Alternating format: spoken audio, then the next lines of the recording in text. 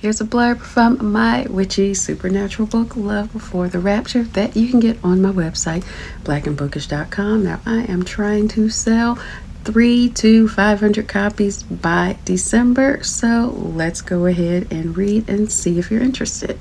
Emerald sits tucked between Kings Mountain and the stubborn hill in South Carolina, off the main arteries like it chose its solitude.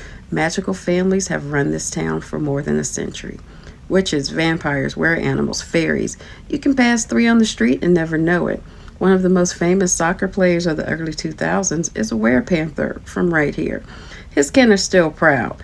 Panthers don't howl, so during mating season, the neighborhood doesn't echo like a wolf's howl.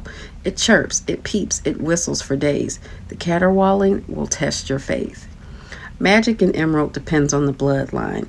Not all power is created equal. Ask 5 practitioners for a ranking and you'll get 6 answers. But the town's gossip rag would put it like this. Magicians, number 5. Witches and warlocks, number 4. Sorcerers, number 3. Alchemists, number 2. And wizards, number 1. Petty magicians do party tricks. I only ever met white ones here. There was a black magician back in the day, but a 1950s magic war ran him off. Witches and warlocks, everywhere. People think Louisiana for this kind of heat, but Emerald is a close second, and that's on purpose. In 1822, when Emerald was a plantation, a witch named Nawadimak, and her warlock husband Denmark unbound the bloodlines brutalized on this land so the people could rise. The man leading the revolt was a carpenter, just like the Jesus the overseers read to them at night. Folks saw the parallel. They followed the carpenter with his own kind of gospel.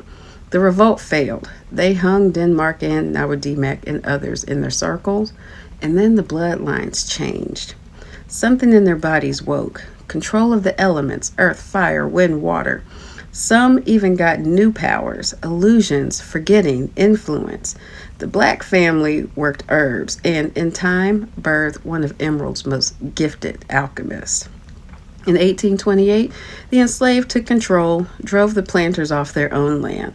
Plantation owners set fire to what they couldn't hold. For years, their descendants clawed at the courts. They even went to President Andrew Jackson about it. On February 1st, 1833, Vice President John C. Calhoun's request, the federal government sent soldiers, Ulysses Black, an alchemist, and Ovid Adams, a warlock, who could bully the sky, called the storms down, rains, wind, mud.